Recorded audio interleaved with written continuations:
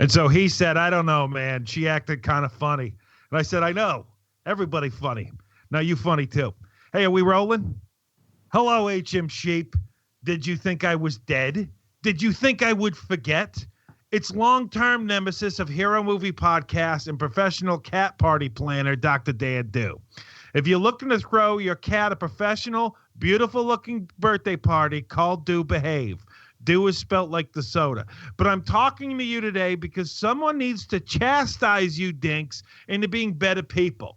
This terrible podcast is now going into their 6th year, which is a long time. These idiots haven't gotten any better at podcasting. Bruce's comic book connections run for half an hour now. Maybe Bruce can start his 12th new podcast called Bruce's Comic Book Connection.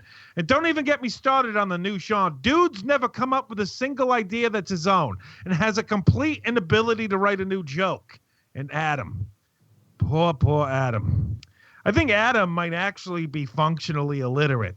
I'm not even kidding. I feel bad for him. And one time I threw a kid off a balcony because he saw me making dirty business with my sister. 6 years! Everyone should be ashamed of themselves except for me because everything I do is perfect. I'm Dr. Dan Do. Burn and hate it!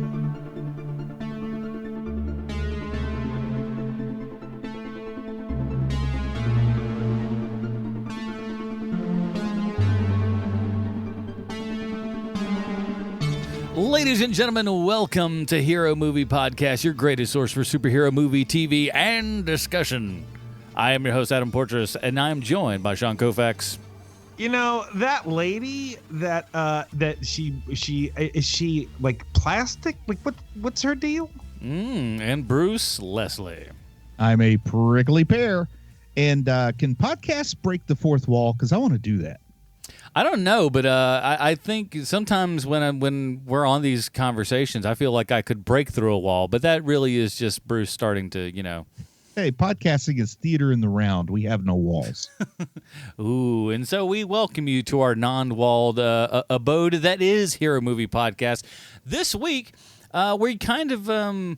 we thought we had a really good plan, but then the plans kind of fell through a little bit because I thought, like most television shows, that Doom Patrol on the DC Universe streaming app and everything only had 13 episodes. Boy, oh boy, was I wrong. And if only I had some sort of information that would let me know that there was more than 13 actual episodes, but that's, then again, well, here, I don't know. First off, I'll confess I fell for it too. Like, you know, it just feels like a natural number, but... as far as it goes, anyone who watches the show to actually access and watch the show, you see that there will be more episodes. Like from day one, it was no secret that there are 15 episodes, and we just all kind of have fallen into the Marvel on Netflix routine of 13. Though this is neither Marvel nor Netflix or network television. That's but Oh man, I have a friend too who also thought it was only 13, and he worked on the show, so you never know what's going on with people. People are weird, things are odd, and no one knows how things are. But we are back. We did review the first 2 episodes a couple of shows back, so if you want to go listen to the thoughts on the first 2 episodes that are there, we'll go ahead and do that. But now we're going to do episodes 3 all the way through 13, correct? 13. Yeah, 13. Okay. 13. It's the most Doom Patrol thing we could do is to do a final review of the season with 2 episodes left.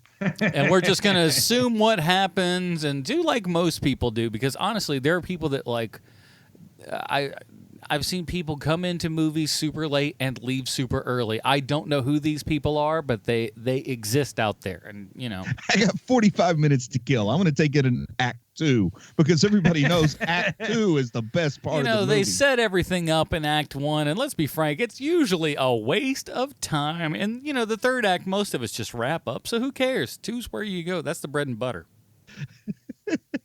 The sagging middle, that's where I live. So that's what we're doing today. We're on the Doom Patrol sagging middle, everybody. Put that on a bumper sticker. But before we get the show started here and everything, do want to give a shout out to one of our Patreon supporters who actually jumped up in pledges.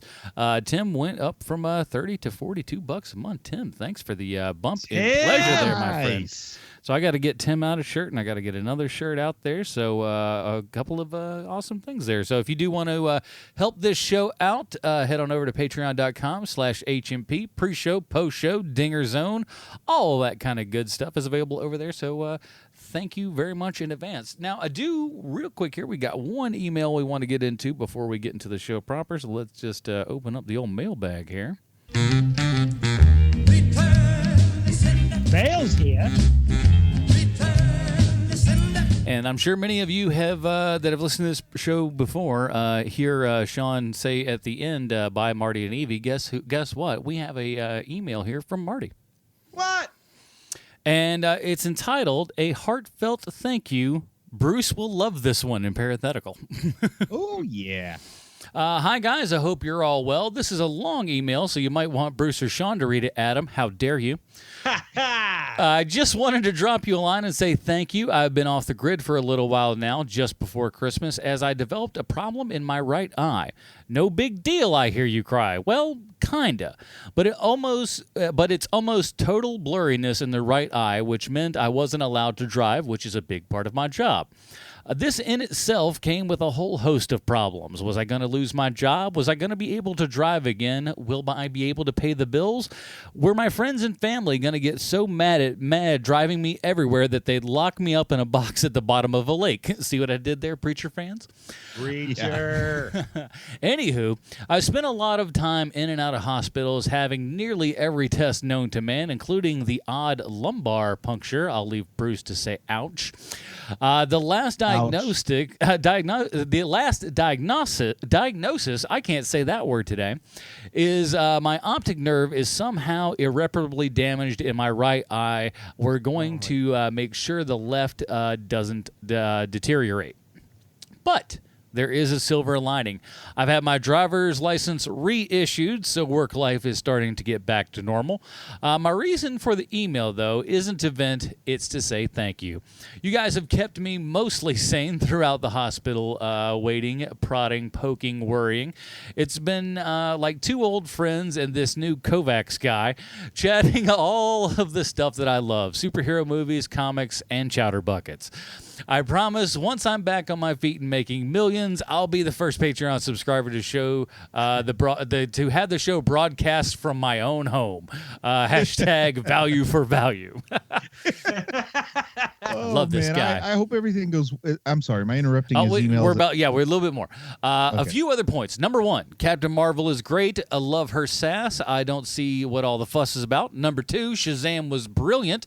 A really great time. You can't beat Mark Strong shooing that scenery. Number three, Umbrella Academy was the best Netflix I've seen in a long time, not counting Star Trek Discovery, which I hope you'll be able to shoehorn in one day. Four, not seen Hellboy yet, but your review reminded me to hang up some of my preconceptions and give it a go. Number five, Endgame wasn't perfect, but it was awesome. So many great moments. And Adam, I'm with you. I was weeping constantly throughout Tony Stark's funeral and broke something inside of me, I'm sure. Thanks again, guys. Keep up the great work that you do every week. It is appreciated. And one day I dream of a Surrogates review. I love you guys. And that is from Marty. Thanks, Marty. Hope you're doing okay, man. I hope you're doing okay. I hope you're learning to adjust. And if you're one of those glass half full guys, now you finally have an excuse to wear that eye patch you've been wanting. But, oh, man, I can't believe you didn't send me an email, buddy. At least let me know what you're up to. I would have sent you my sympathies and maybe even a little advice. That's kind of my thing. It's what he does, everybody. And, because, listen, if anybody that is in the HMP thing, we're all very accessible people. We're not fancy. You know what I mean? And I got to tell you, as someone who came very close to losing their eye a couple of years ago, it was oh my gosh, did he ever, everybody? You should have seen this thing. It was very nice to have Bruce take a looky-loo and go, oh, wow, you don't know how lucky you are. Like, this is bad, but at least there's no irreversible damage, like stuff like that. It was. And I can't answer any questions, but I've lost a lot of eyes. Just thankfully, none of them were my own. But if you see an eye, give me a call because I may know who it belongs to. Pick it up off the ground, put it in your pocket. Hey, And no lie. One time I stepped on an elevator with a jar filled with animal eyes. They weren't human eyes. Oh, but thank I'm wearing heavens. a coat that says Vanderbilt Department of Ophthalmology. I have a jar filled with what looked like human eyes riding a public elevator. I got some strange looks that day. Hey, listen, they were giving you strange looks because they were getting strange looks from your bucket of eyes. Hey, Marty, it's kind of funny, man, because we were I think this is off air, but we were talking about how, in my head I still picture your daughter as somebody who's, like a little kid and like adorable, and in reality at this point now she's probably 42 and has her own has her own kids. It is good to hear from you, man. We hope that you are doing well, and it sounds like you are, and that's great. Yeah. Let's kind of keep those vibes going. Get you a little something else good. I had a conversation with Matthew. If you'll remember, he was our HMP Creepa, HM Creepa. Oh, right. yeah. So he messaged me over Facebook and said, Adam, I just want to say again how much I love you in HMP. I know the HM Creeper has been a D-bag in the past. I'm truly so sorry to all of you and all the fans of HMP.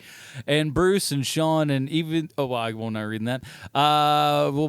You guys are one of my top 5 reasons to get through the week. Thank you all for everything that you do. And my Mondays could never be the same if you guys stop. My wife and I have a kid on the way, and I, for one, can't wait to do middle of the night diaper changes, accompanied by the lustrous tones of the HMP crew, so that hopefully my son or daughter will have the best taste in comic book movies. Feel free to share this as part of your mailbag if you like. I love this show and love all of you guys. You pump up my ears every single week. You 3 are doing the Lord's work, and the fact that you aren't being paid enough, it irritates me to no end and makes me respect you guys all the more. You guys are the true fans. Thank you for everything. Love you guys. Matt from Florida, a.k.a. the HM Creepa. Love you, man.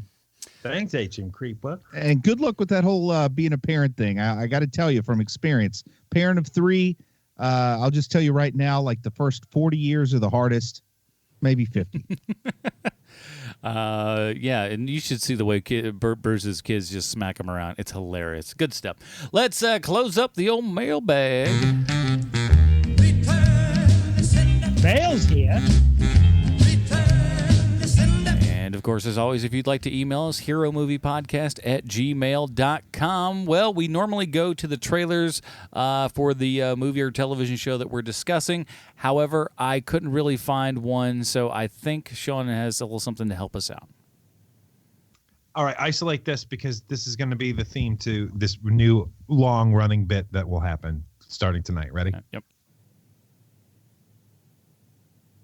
Fake movie trailer, fake movie trailer, fake movie trailer, sometimes TV. Oh, yeah. Perfect. All right. I got you.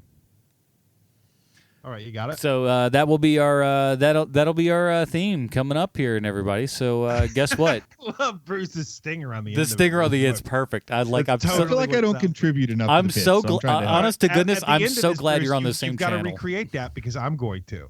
Oh, no problem. Okay, sweet. Fair. Sweet. All right, so the Doom Patrol fake trailer goes like this. Say, Robot Man, it's me, Elastigirl. Want to start a superhero club with me? Well, there's a different kind of robot guy, a gay alien guy, and a crazy lady. We've even got a great name, the Doom Patrol. What do you mean that isn't a great name? We're patrolling Doom. What do you mean we need to workshop it? Uh-huh. Yeah, I guess you're right. The Doomies would have been a better supergroup name. You're right. You're really good at naming things. Like when you name me Hot Silly Putty Lady, that'd have been a good name too. I mean, Robot Man, it doesn't get much better than Robot Man. Sorry you look like you were designed by latter-day Tim Burton. That guy sucks as much as he used to be awesome. Join our team. We don't actually fight anybody. Everything's weird all the time, and it's still the best superhero television show on TV. What do you mean you don't watch TV? Fake movie trailers, fake movie trailers, fake movie trailers, sometimes TV. Oh, yeah. Okay, so Okay, and before we go back live to the show, man, here's what I think. I think we need to rotate doing the fake movie trailer, so every third week we can see what Adam comes up with off the top of his head. Oh my God. you know what? I don't need this kind of treatment. Oh, right. I was supposed to do that. Right. I forgot about that. Sorry, guys. Okay. Been a really busy week. Well, yeah, listen, things get rough. Well, all right, let's see how he steps up to the plate here. It's time for Bruce's comic book connection. All right, Bruce. Let's see how you can do, buddy. Hey, Sven Larson. Sven Larson is a name all comic book loving kids are always talking about because three things all good comic book kids love are animals, vegetables, and minerals. That is why they love Sven Larson so much, because he is the one and only animal, vegetable, mineral man. He first appeared in Doom Patrol number 89 in 1964, and he has one of the most iconic backstories in all of fiction. Dr. Sven Larson was not only an accomplished Swedish scientist, I'm pretty sure he designed furniture for IKEA, but he was also a student of one Niles Calder. On a quest to preserve the lifespan of reasonably priced and equally stylish home furnishings, Larson invented an anti-decaying ray.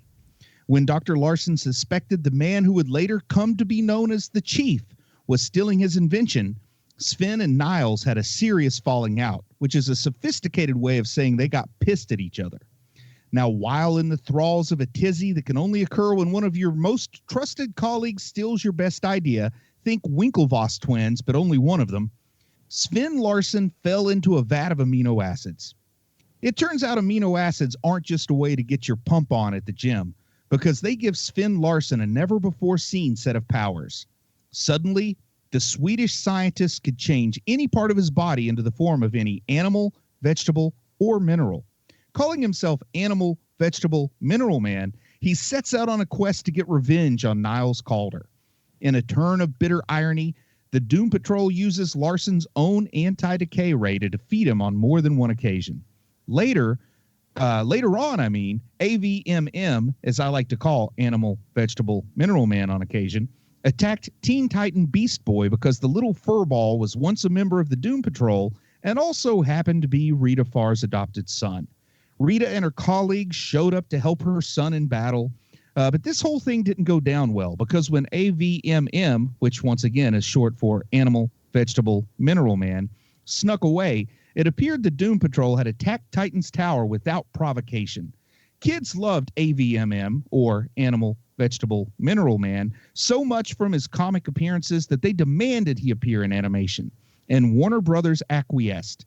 AVMM, which is short for Animal, Vegetable, Mineral Man, showed up in an episode of Batman the Brave and the Bold, much to the joy of youngsters around the globe who were wearing their Dr. Sven Larson officially licensed lab coats and eagerly clutching their Animal, Vegetable, Mineral Man plush toys. But for something as cool as a guy with a half-human, half-dinosaur head, once is never enough. So the children of the world who love a guy who can turn one arm into a vegetable while the other is a mineral were treated to an appearance of their favorite character on Teen Titans Go. When I heard the DC streaming app was developing a live-action children's show around Animal, Vegetable, Mineral Man, I figured the Doom Patrol would get a cameo. But when I heard they decided to actually call the show Doom Patrol, I clutched my pearls because it sounded too good to be true. But fellas, here we are. Indeed, we are. Like I said previously, we did talk about the first two episodes of Doom Patrol previously, and now we're going to be doing episodes 2 through 13. Yes, there are 15 episodes in the season. Sorry, we screwed up. Yeah, we're doing episodes 3 through 13 because we did 1 and 2. Yeah. First of all, I'll say this. Now, recollecting back to what I said about the first two episodes here, I thought the show was very enjoyable, and I can say now, going through many more hours of this 13 in total now, this show is fantastic. It's definitely unlike anything else out there. It is. I'm. I hate speaking in terms like this, but it is now my favorite superhero show on television. It's unlike anything else.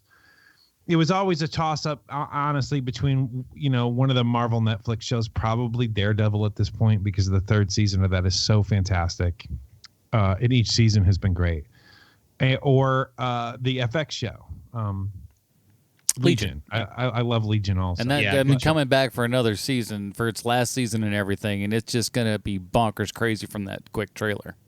Well, it should be. I mean, it's gonna be great, and it's got a lot to live up to, quite honestly, because it was nuts last year too. I mean, and so now we're here at Doom Patrol, and Doom Patrol is one of those shows where, like, I didn't know if they were going to be able to keep all the balls in the air like they have. Where we're at this point with that show, everything about these characters. They've given you all the backstory at this point, and now it's about moving forward. And I'm surprised by that, quite honestly. Now, when we talked about this show last time, we were only 2 episodes in, and it was hard to make a dollars to dollars kind of comparison. But now that we've got 13 episodes, and we've had a little bit of tincture of time to help us get some perspective on it, how does this stack up to the Umbrella Academy for you guys? Because I like this a lot better than the Umbrella Academy from word go. But I felt like maybe one or both of you were a little more in the Umbrella Academy side of things when we reviewed the first 2 episodes, but I think you might have come around now. Well, Adam always hated Umbrella I Academy. hated Umbrella Academy, and this is the show Umbrella Academy wishes it was. It goes to bed at night going, man, what it should have been. I wish I was Doom Patrol. Well, the only thing, if we're going to really break this down, and I guess we can, is that the only thing that Umbrella Academy has going for it that this show does not is that there's that one character in Umbrella Academy, number 5, that, I mean, there's just something so special about that character and the actor playing that character, where it's just the perfect melding, and you can get behind it, and it's in that character, there's just something so great and different about him. Whereas with Doom Patrol, all the characters are fantastic. I say we got 5 of those characters on this show. Well, I don't think that that's true. I think that you have, there is something very cool about all these characters, and they are very good characters. But there is something other level about number 5 that is not on this show. And quite honestly, that's fine. But what is your taste? Like, do you prefer to have a show where you like let's take it from a stand-up comedy perspective, since we all have that background in the first place, right? Mm-hmm. So Steve Martin, his goal as a stand-up comic was never to have that knockout punch night where you're like, wow, I am probably the funniest person in America right now. Steve Martin always wanted to be really, really good each night. That's all he wanted to do. And so that's the difference with him, is he likes consistency. However, if you have someone like, like an Eddie Murphy, let's say, like Eddie Murphy strikes me, I'm too young to have seen him live. But he strikes me as someone where if you saw him on the wrong night, it was going to be a bad night for you. He was going to be funny, but he wasn't going to be great. And then he would have one of those magnificent special nights, and that is how he became famous, is from that. So basically, I mean, you can even hear just present day, even Chris Rock says that. It's just like, look, right. They give me a pass for a little bit, but like if it ain't there, it ain't there. And they don't care if I'm Chris Rock. That's kind of what this show is that. Do you want something that's consistent every single time, and all the characters are really humming? Because they all are. Like, each one of these characters you care about, and each one of these characters is very, very good. Whereas with something like Umbrella Academy, there are characters on that show that if we never see them again, I'll be fine, as long as they keep number 5 around forever. You could rotate everyone else. You could rotate everyone else off that cast, and you wouldn't care. That one character, you'd care. Yeah, for sure. Exactly. Whereas with Doom Patrol, that's not the case, and so because of that, because you don't have that one very, very special character, you're going to have people who don't know names of people. They don't like the look of these people. There's going to be people who they don't understand the show, don't want to understand the show, hate the show. And I understand that. This show is not built for everyone. That is what Umbrella Academy is for. This show is for people who are like, you know what? I want something a little different, but I still like superheroes, and this is what I want to see. And that's what this show is. Okay, man. I think you've just given me some insight. I'm going to try to put it into the kind of comparison that works for me as a person who listened to hair metal and stuff like that growing up. But there's like the well-behaved kid in the suburbs who decides he's going to listen to some devil music, so he throws on Bon Jovi or Kiss, and he really thinks he's misbehaving. That's kind of like Umbrella Academy. Like, I want a trippy, weird comic book show. I want to watch Umbrella Academy. Then you've got the guy that throws on the Cannibal Corpse or something, who takes it to just a whole level that kid didn't even know existed, and that's Doom Patrol. Right. Yeah. Okay, I get it now. Yeah. Yeah, the Umbrella Academy is under the guise of, wow, this is some weird stuff, but it's not really that weird. It's pretty mainstream. Doom Patrol, there is no getting around. This show ain't for everybody. Like, not everyone's There gonna be is watching so this much show. stuff in this that, like, again, like, I just don't see them pitching it in a room and then, someone going, oh, I get exactly what this is. I understand all of this. You're coming to this, if you're coming as an outsider to this, it's going to look pretty odd and pretty strange. And for me, it's all about, like, if you can grab a hold of what they're doing and go with it, it's a great ride. But it ain't going to be a ride everybody wants to get on. And I'm going to say, some preferences are highly personal, but for me, like seeing this second chance, this sort of resurgence, seeing Brendan Fraser back on a show that I like and love gives me about as much joy as the excellent performance that number 5 turned in on Umbrella Academy. So I think for me personally, that kind of is a 1-to-1 cancels each other out kind of thing, because I really like Brendan Fraser way more than healthy people do. Well, there is something very nice about having Brendan Fraser back in our lives, and I'm hoping that we're just going to see a whole lot more of him. What I'm hoping for is sort of like an Alec Baldwin resurgence, where the second half of his career doesn't look like the first half of his career. That we're going to be seeing a lot more, roles where he doesn't have to be the most handsome guy in the room. He's just really, really good. And something I never realized he was well suited to until those first couple of episodes of Doom Patrol, when we get to see him as Cliff Steele and see him doing his pre-Robot Man stuff, is he's really good. And I don't know if this sounds complimentary or not, but if you need like a dirtbag with a heart of gold, now I'm not saying that Brendan Fraser's a dirtbag, but he plays that really well, like dirtbag with a heart of gold, which is essentially Cliff Steele. Yeah, I mean, because when you're watching the character, it really it gives you that, like, there is a heart in there, but generally he's not a very good guy. Because we literally, I mean, the first couple of moments we get to meet the guy. He's getting it on with the housekeeper or whatever. Well, I think that we've found our first issue, our cover story is Brandon Fraser. Yeah, from Dirtbag Weekly. Dirtbag Magazine. We put him in that jacket and everything, and the little race jacket that he does in the soap opera, which is great. And I say this, I think this is a thing, and you guys can back me up on this. I think it takes really good acting talents to act badly. Yes, it does, to make it work. Yeah, that's the key part we're missing there, because man, it takes good acting talent to act badly in a way that's palatable. Yes. Anybody, almost everyone else is well suited to the just acting badly part. Yeah. It's in a way that's palatable. Right. If you're trying to make it funny. Like right. Exactly. It's for the comedic effect. Yeah. And what's great is that I have a great story about this, which is that when they were shooting, man, I can't remember. I just completely blanked on everything. Sorry, everybody. There's this time Woody Allen was shooting and he liked me, so he just gave me this quick cameo where all I had to say is these pretzels are making me thirsty. But I knew the second so Woody bad, Allen came out of his quit mouth. Making movies for I a knew while. exactly where he was going with that.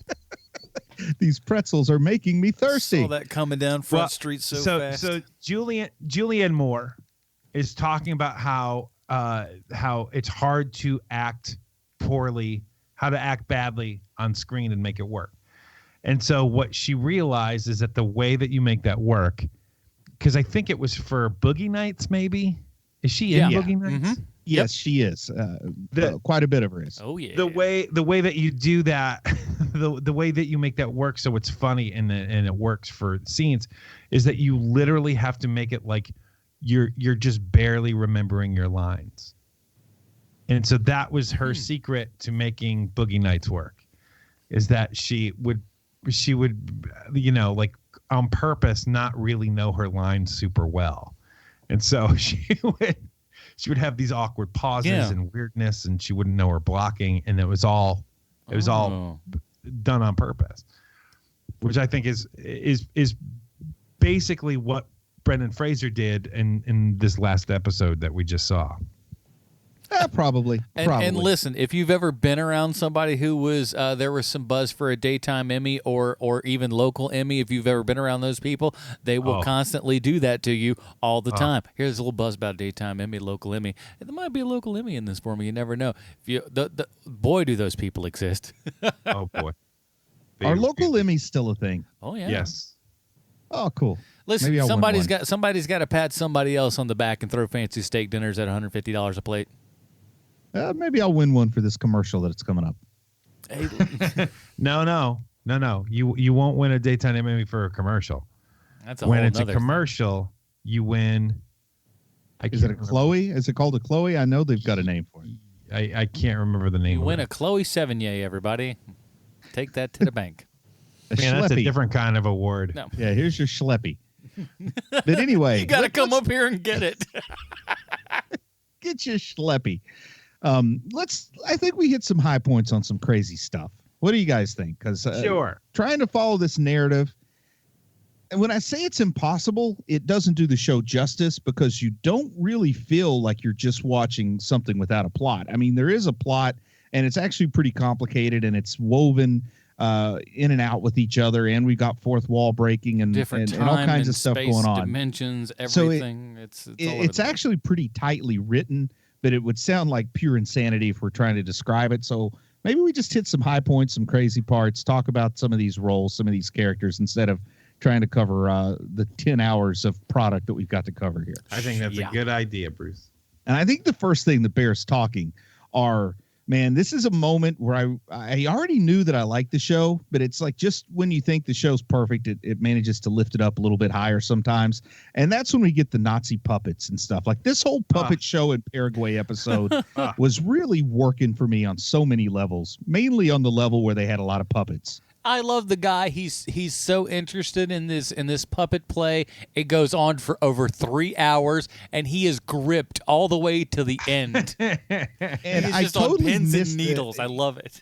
And on rewatch, I realized that they do mention that his name is Steve Larson, which is awfully close to Sven Larson. But with the whole time this guy's there, I'm not paying attention that he's going to matter at all. But they really do good things with him.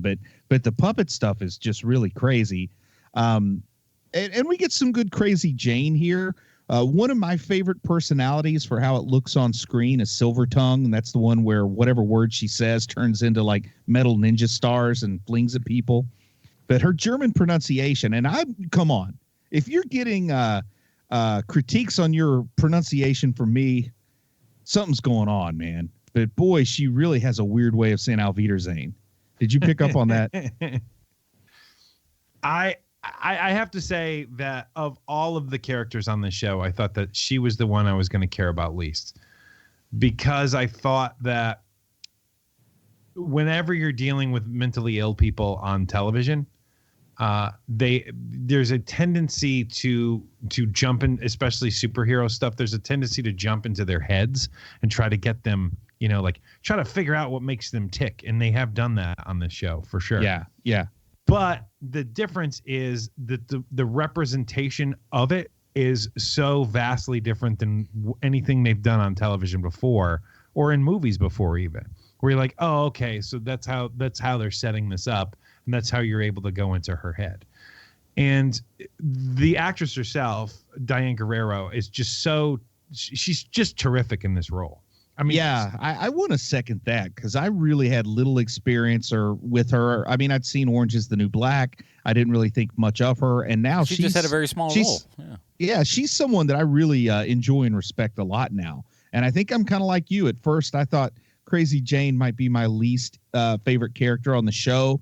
Not a huge fan of some elements in the comics. But by the end, she's as much as I love a lot of the folks on this show, I think that might be my favorite character with where we stand at the end of episode 13. Oh, wow, really? I think I'm really getting into the Crazy Jane character. I love the power set and the way it's portrayed. And you know, if it's not Robot Man as my favorite, then it's probably going to be Crazy Jane. One of the reasons that we like her and how we got that feeling in the first place, I think, is because we've had a history, like Sean said, of those characters being very two-dimensional, not really leading anywhere, and kind of just doing the same thing over and over. Now, while this is a bit of the kind of old thing of like, oh, multiple personality and stuff, it's every bit of it is helped and rooted in the actual story that's being told. So it doesn't feel like we're doing it just because we can do it. It's rooted in something, and I think it's the first time where we've properly seen this kind of power and everything used as a proper superpower as opposed to necessarily something that needs to be overcome, I guess. And I mean, don't get me wrong. It's not on the level. Her performance, Diane Guerrero's performance, isn't on the level of something like Orphan Black, where you forget that it's even the same actress. She's not that great at it, but she is very good at it. No, and I don't know that it necessarily needs to be. I mean, it's all within the trans. And I really love the point when we got inside her mind and everything, and all the representations are there, and there are other people representing those voices or thoughts. I thought that was a really interesting thing. Instead of playing the same thing, just dressed slightly in a different, that wouldn't have worked. Yeah. And it's like, this is A, faster for production and everything, and B, makes it visually far more interesting. Yes. And before we get too far over this, man, how did you guys feel about Animal, Vegetable, Mineral Man popping out at the end of episode 3? Like, I should have known it. Like, there's all these things where they're the characters I knew were going to show up, and I was looking forward to them. But I kind of forgot that Animal, Vegetable, he just seems too crazy for live action, which is exactly why I should have thought they would go for it on this show. But, man, when he pops out, I love that actor. I really like the way that they decided to pick one of the least intimidating guys possible to play Animal, Vegetable, Mineral Man. I like the way that they made him look on screen. And then I like the way, in Preacher, we would always hear these references about Tom Cruise in the background going on as some of the episodes went on. Remember? And now about every third episode, we get some kind of clip or mention on the broadcast news about something new that's happened with Animal, Vegetable, Mineral Man. And I'm loving that he's just existing in the background all this time. Well, Bruce, I think that you're vastly overrating everyone else's excitement for Vegetable, Animal, Mineral Man. However, I do love that you love this character. That is a very Bruce Leslie thing to do. And it is neat that it's running in the background, that it's just like a soft, light touch that you just keep going back to this guy. But you are vastly overrating everyone else's excitement over this character. I mean, there were twice I thought he died. Like once the dinosaur head bit his human head, but he managed to survive. There was another time the news said, today police shot Animal, Vegetable, Mineral Man, but luckily they just shot him in the minerals, so he's okay. Yeah, that was pretty great. I love the fact that he has a dinosaur head, and it's not like, in conjunction with him. It doesn't want to be there. It bites him in the head. I think that's absolutely hilarious. And by the way, which would you rather have, dinosaur or extra head, or Rosie Greer extra head? Oh man, I love Rosie Greer, but darn, I love those dinosaurs too. It's a tough decision. Can I just get rid of my head and have Rosie Greer and a dinosaur Rosie head? Greer and a dinosaur it is. I'll take it. Now, Willoughby Kipling shows up in this one too, and Willoughby Kipling. You love that guy. I love the way that he came about. I also actually really like him too. I like him better on the show than even in the comic. But the whole story with Willoughby Kipling is that Grant Morrison wanted John Constantine to show up for this pretty much the same story arc, the story arc of the Unwritten. when it popped up in Doom Patrol when he was writing it. But DC editorial had drawn this line in the sand that basically characters at Vertigo could no longer appear in DC Comics, and Doom Patrol, even though it would have fit much better at Vertigo, was still being printed, published by DC at that point in time. Man, that's surprising, really. So that was always a DC comic. Well, it went to Vertigo eventually. Vertigo's who put out the omnibus and stuff. I mean, Karen Berger knew when she should get her hands into a good product, and this was one of them.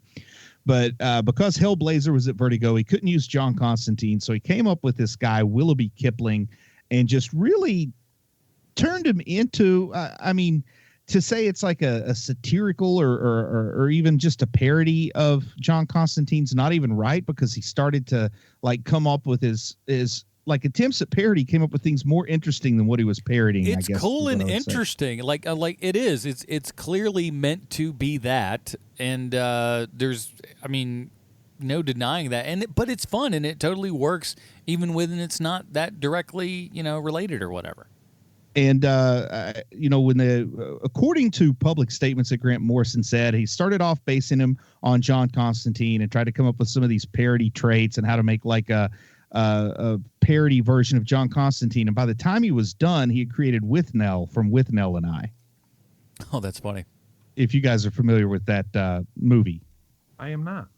Yeah, it's a British film. All I can remember about it, a couple of alcoholics that don't have money for anything but booze. They get real cold and rub Bengay on their skin to stay warm. I don't know. You should check it out sometime, Mr. Koufax. You'd like it. Dirt Bags Magazine. But Richard E. Grant was the actor, which would have been really cool. I don't know if he's still alive or not. Yeah, it says he's still alive. It would have been real cool if they'd gotten him to play Willoughby Kipling and got Sting to play John Constantine. But those things don't happen anywhere except Wizard Magazine. As much as we try. But yeah, I like that, John Constantine, we're talking about Dirtbag Magazine, Dirtbag with a Heart of Gold. A lot of times we think John Constantine is a dirtbag with a heart of gold, but Willoughby Kipling's a dirtbag with a regular old dirtbag's heart. And that's what makes it work so well. And also during this whole Cult of the Unwritten thing in episode 4, we get to see Jane go into this Penny Farthing personality for kind of an extended bit. And out of all the various personalities and the interesting personalities and a lot of the weird and cool stuff they do, Penny Farthing was kind of not one that I was more excited about. Listen, I mean, fancier of dialects as you are, I'm surprised. Well, it's got nothing to do with the excellent dialect. I don't know. Penny Farthing's primary character trait is that she's just timid and not assertive, and I understand what she represents, but it's not really fun to spend a lot of time with that aspect when we know we got Hammerhead in there and stuff. One of the things and I'm sorry I'm shifting gears here for a second, but I just don't want to forget it, and it feels like I'm going to. One of the aspects of the show that I really love is they really do lean into the crazy mad scientist stuff on the show. Yeah. Where, all of the gadgetry, all of all of what they're doing to these people, for the most part, it all looks like it's from a horror film from the 50s. Yeah. And I really do enjoy that aspect to this show where, like you're cutting people's heads open, like you're doing stuff like that. And none of it looks real. It all looks, like it's from a 50s movie. And there's an aesthetic there. I'm not exactly sure what to call it, but the whole show is reminiscent of that to me. And it's wild because the show ranges from the 50s to the modern day, and even in the modern day doesn't feel so separated from that 1950s vibe. So like a lot of times we do have to have a little counter that just goes, hey, by the way, this is what year it is now. And I like it that this collection of people have all been collected from fairly back in the past. I mean, none of them, the most recent, I guess, would be Cliff, if you don't count Cyborg. The most recent would be Cliff, and he's still been there since, what was it? He showed up in 88, 89, yeah, 91, he's been something going for like like that. 25 years, so yeah. Yeah, like so that also works, but something that I found kind of cool here that I wasn't quite expecting, and I know a little bit about Crazy Jane, but I don't know nearly as much about her as I do about Animal, Vegetable, Mineral Man.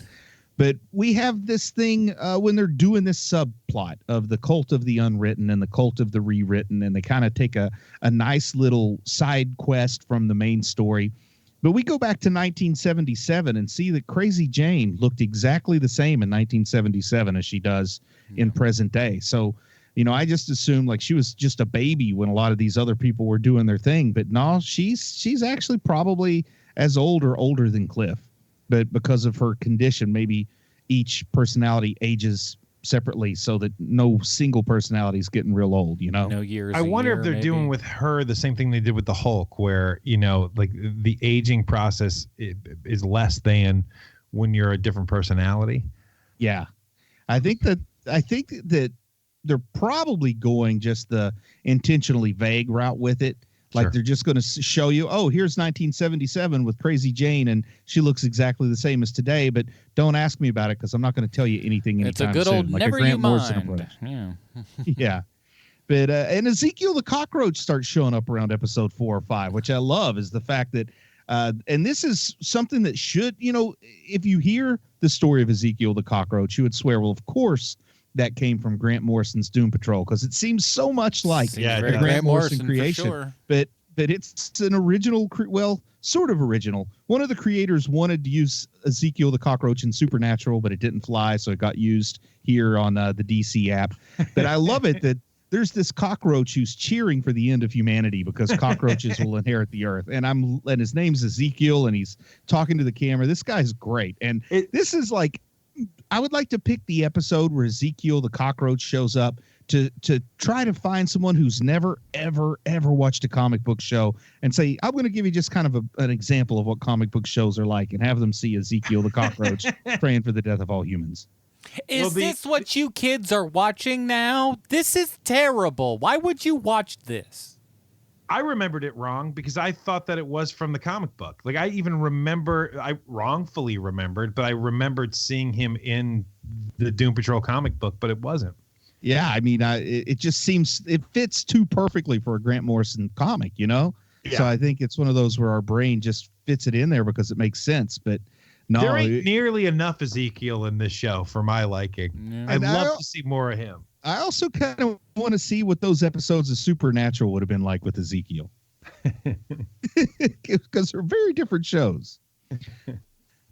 And then, they move into this idea where they want to go see the original Doom Patrol, because even though this lineup is mostly original Doom Patrollers, the Doom Patrol, not quite to the same extent as the X-Men or the Avengers or the Justice League, but they have had rotating memberships. So they found a way to bring a whole different group of Doom Patrol members in, because they go and find Minto and Arani, who has the fire and ice power, Ray, the electromagnetic power. There's a guy who can fire kinetic blasts. Like, they go and get this original Doom Patrol that predated them, which was kind of cool because they saw how it appeared that Niles used them up and threw them away. So they're really doing something that has always been a hallmark of the Doom Patrol comics, and that the X-Men borrowed from and maybe did with a little lighter touch, but a little more acclaim, is you never, like, Niles is just as much a bad guy as he is a good guy.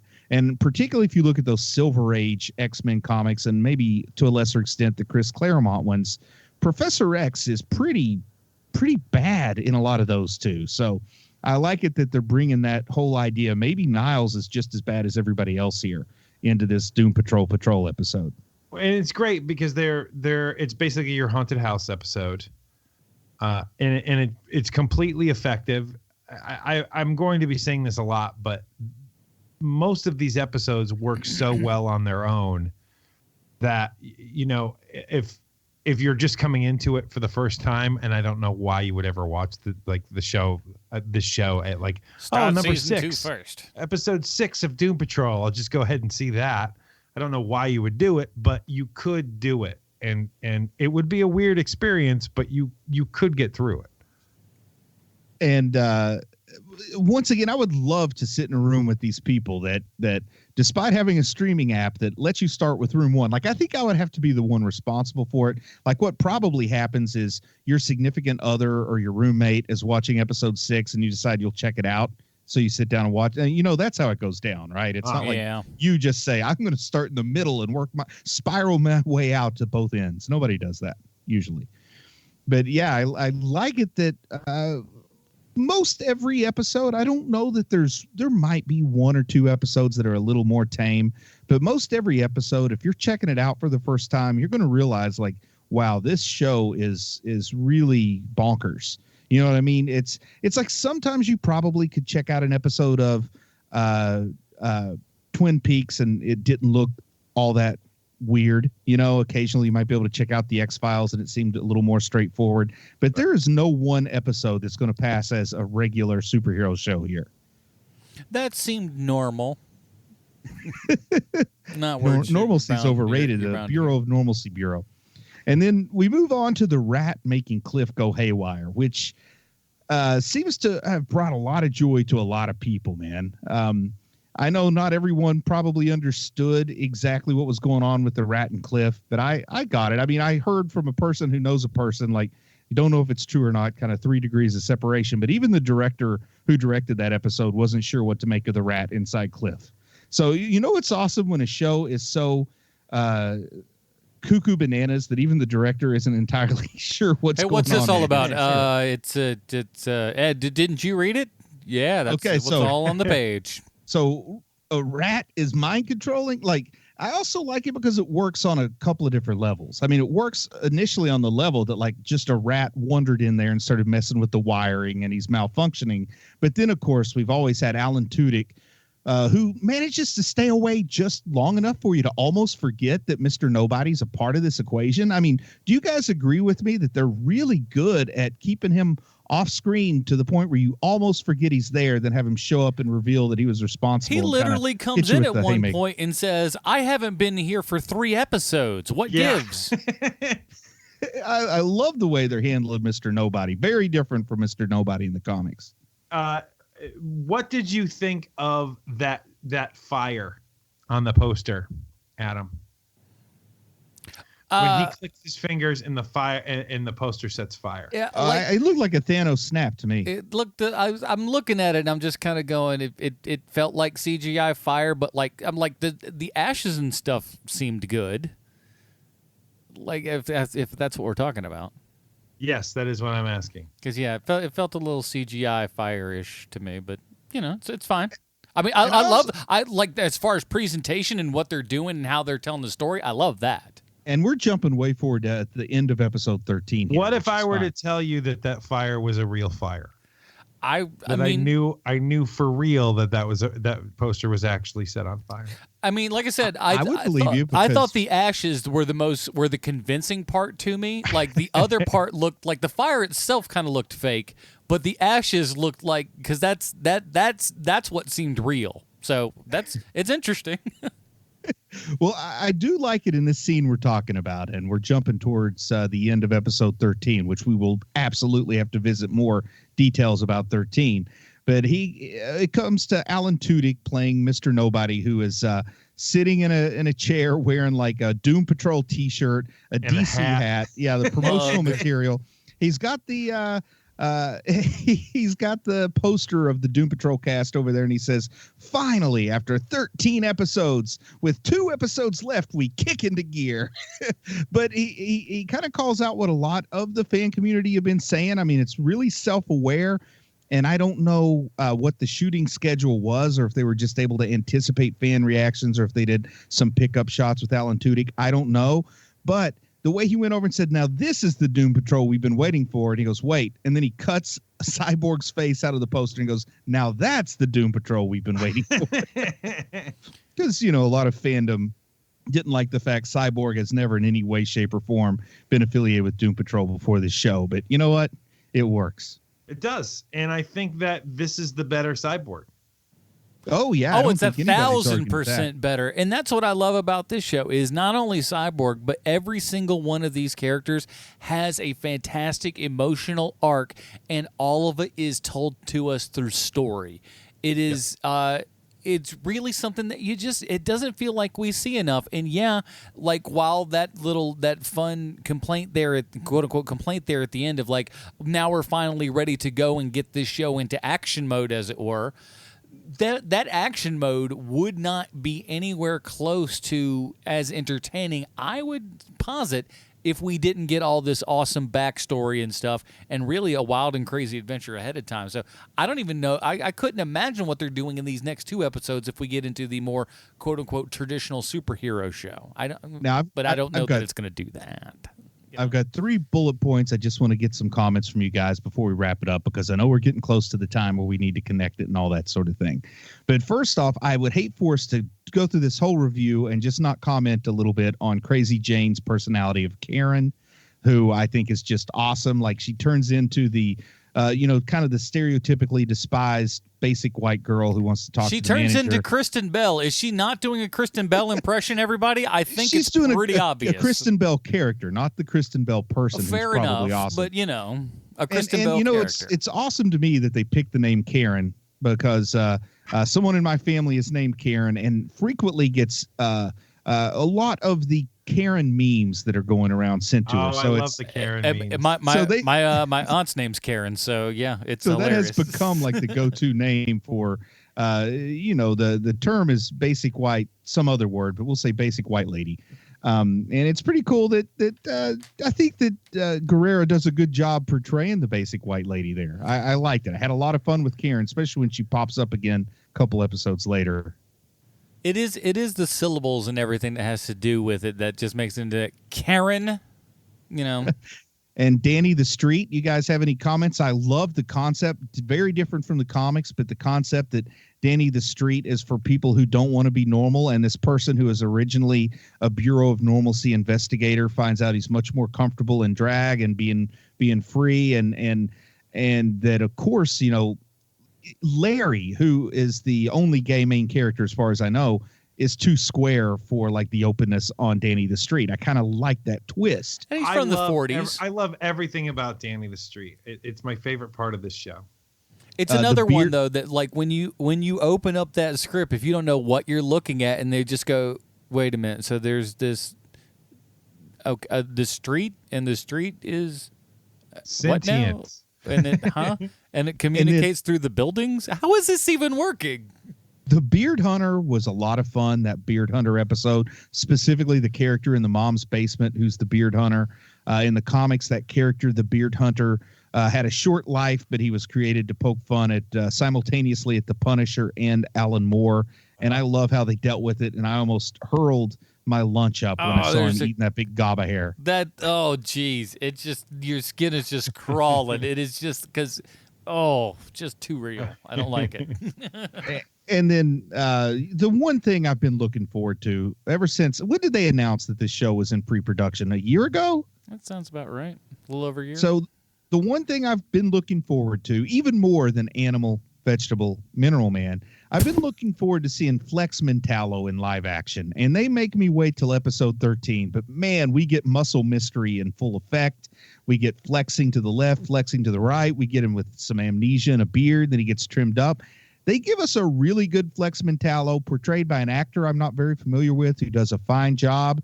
I kind of, in my mind, we all have our wizard fantasy casting. I always wanted John Hamm to play Flex Mentallo for some reason, but we get a good one here. Honestly, I think that that guy is secretly a great actor. That's what I was thinking, because like when you see him come on at first there and everything, and he's, this just really nicely built dude that looks like he came right out of that era and everything, the Charles Atlas looking, but he's buffer than Charles Atlas, if we're honest with ourselves. But like he looks like, kind of Gronkish, that he might just be a big dum-dum, but just happens to be a big, tall guy and everything and fits the bill. And then when the show gets going and you realize, it's like, this dude can really act. And I was really shocked by that, and I was kind of blown away about how good he was, because I think it's a rarer thing to find a person that, physically has exactly what you're looking for and also has the chops to pull it off in the acting department. And he does so quite well. And I absolutely love the story arc. I love the content of, the Easter egg they dropped in episode 12. They finally find him in episode 13 that he's the guy with the big beard and hair and he doesn't remember much, and they help him find himself. And then, of course, anytime you get to see Flex Mentallo put his powers of muscle mystery into work on a live action TV show, that's a treat worth, what did I pay? I paid like $70 for a year subscription, worth every penny just to see Flex Mentallo getting kittens out of trees by flexing muscles. It just comes down and the tree comes down as he flexes. How tough can you get? And then he flexes it back slowly. and something that he does in the comics to great effect. If you've read the Flex Mentallo there's a little skinny hardback trade that a lot of people have. But my favorite thing is he'll flex a glute to make something happen. And he even gave us the old glute flex in this episode. Yes, he did. Pew, pew. You know what? We may have to come back and talk about the last couple of episodes because there's so much in this because we haven't even gotten into the whole Chief subplot and everething. Yeah, this might turn into just a Doom Patrol podcast where all we do is talk about Doom Patrol. And Rita, her whole plot and everything. There's so much to mine here. We're gonna have to table the rest of this. Do you remember those twins who were on in movies in the 90s and they thought they were hilarious, but they were bodybuilding twins? Yeah, like the Hercules twins or something. I saw them in a Mary-Kate and Ashley Olsen movie. I'm not lying. I mean, they were completely and terribly unfunny, but they thought they were funny, Yeah, but the only reason I remember them is I saw a movie that had them and the Olsen twins. So it was like two sets of twins was the draw to this direct-to-video movie. Wow. Yeah, that's what I was worried that Flex Mentallo was going to be like. Or kind of like the Juggernaut or the Sabretooth from the first time around and not the second time around. When they're just garbage actors, who should never have done it. But this guy is secretly Jeep a Swenson. really great actor. Bane, yes. Jeep Swenson. Skinny Bane was awesome, but the other Bane not so good. Again, I think that this is an animal, vegetable, mineral man thing with you. Not everyone loves Skinny Bane like you. He's our own special little boy, that Bruce Leslie. And you know what else is special? This show's connection to the one man in Hollywood who can do just about anything he darn well wants to. And that's when we have to ask ourselves, how does this television show relate to Sylvester Stallone? Why, thank you, Adam. I have a prepared statement. Kevin Waterman is a stunt car driver on Doom Patrol, and he is exactly like Lee Majors in The Fall Guy. I hope he hangs out with a lady that looks just like Heather Thomas. I hope he's been seen with Farrah. I hope he's been with anything. He's never been with anything less than a 9. So fine. We've spoken about stuff that would have gone so much better if I hadn't screwed it up, but I did. And I love that theme song. We've spoken about stunt people a lot on this show before, and when I say we, I mean me. I'm forever writing these things. Stunt guys seem to work with Sylvester Stallone a lot because he doesn't tend to work much on Merchant Ivory movies. I've never seen a movie starring Sylvester Stallone that's about manners. I think he'd be great on Downton Abbey. Can you imagine that guy playing a waiter that attempts to hide his homosexuality? I think it'd be great. Mostly because it would mean the show took a left turn that you'd have friends that watched Downton Abbey saying things like, I used to love the show until the 12th season when the Carmine Ravioli character took over the show. Kevin Waterman has performed stunts on 96 different projects, but not one of them is a movie about a grade school boy attempting to get over the loss of his mother. But he did do stunts in the movie Grudge Match, starring plus-sized actress Sylvester Stallone. I went looking for dirt on the making of this picture, but there was nothing. Stallone behaved himself. Turns out De Niro and Stallone are friends in real life. De Niro even suggested Stallone when De Niro first got the script. Everyone was having fun and eating ice cream and riding go-karts, and they never got old, and it was always summer. And there you have it, HMP. Here's your Stallone connection this week is Kevin Waterman. Thank you. I'm Sean Koufax. Thank you. Now, this is the point in the show where normally we review things, and frankly, if this were indeed the end of season 1 of Doom Patrol, we would rate this thing, but we're going to save off for right now. Bruce, I know you have no idea, but what do you want from the last 2 episodes? What could make this season wrap up and you just be like, that was perfect? You know what? Just hold the course. I mean, I can't think it would be hard for them to totally undo my goodwill.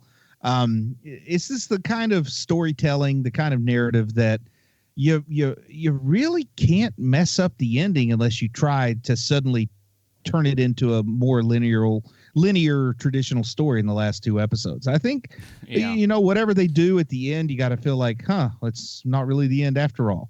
You know what I mean? It's going to be easy at this point. This is a show that you judge on the whole body of work, not the finale. So they've done most of the good work. So I have no idea. I dare not speculate what's going to happen, but I'll probably be happy with most anything they do.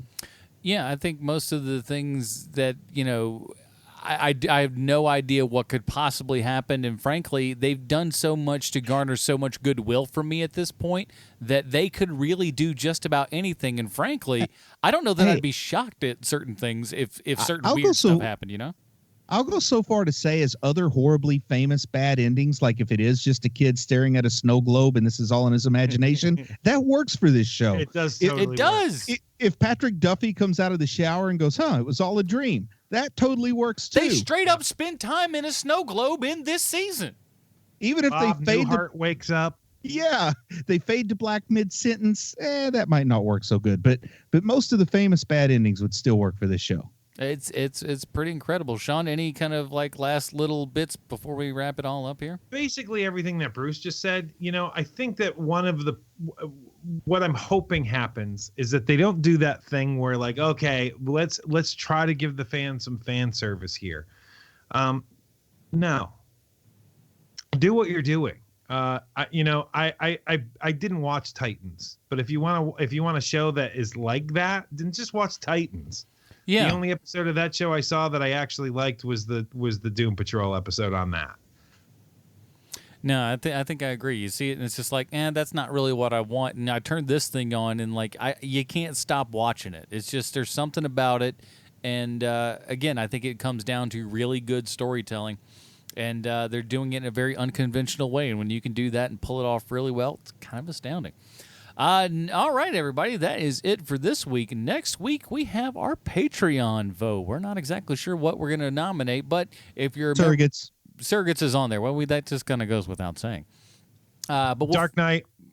Oh, listen, that almost seems like cheating. That one's just going to win. Incredible Bulk. Have we never reviewed The Dark Knight? We have not. We are in 6. We are coming at which by the way, boys, congratulations. We're in our 6th year now. 6 years. But no, in 6 years we have not done Dark Knight. So Dark Knight versus Surrogates. We're going to put it up those two. Have we covered the original 1989 Batman? I feel like we've been sitting on that. We've been sitting on that one as well. It's coming up on 30 years. 1989 was a great year in movies. I got a whole idea for the Dinger Zone if we do that one. That'll definitely be in there. So we'll refine this a little bit more in the post show here. But if you'd like to receive that and all the other cool things as well as that Dinger Zone, head on over to patreon.com/HMP and be like the 40 some odd people that are helping us out right now. So thank you, patreon.com/HMP. In the meantime, Bruce, where can we find more of your work on the internet? Folks, don't worry about me. What I want you to do is go online and look for the Kentucky Ventriloquism Museum. Oh my gosh. Go treat yourself to something special. Go to this museum where you can see bunches and bunches of ventriloquist dummies. Sean? Go to Preacher Podcasts. We're going to be on there pretty soon. Preacher Podcast. It's coming up, everybody. And I don't know what happened. I know they moved from shooting in New Orleans to shooting in Australia, and we never got our set invites. I'm a little bit perturbed, but hey, it is what it is. But we will be coming back for Preacher in its final season coming up, so stay on the lookout for that, everybody. In the meantime, we'll see you guys next week. For Sean Koufax, Bruce Leslie, I'm Adam Portrais. Stay super, everybody. Bye, Marty and Evie. Hope you're feeling better.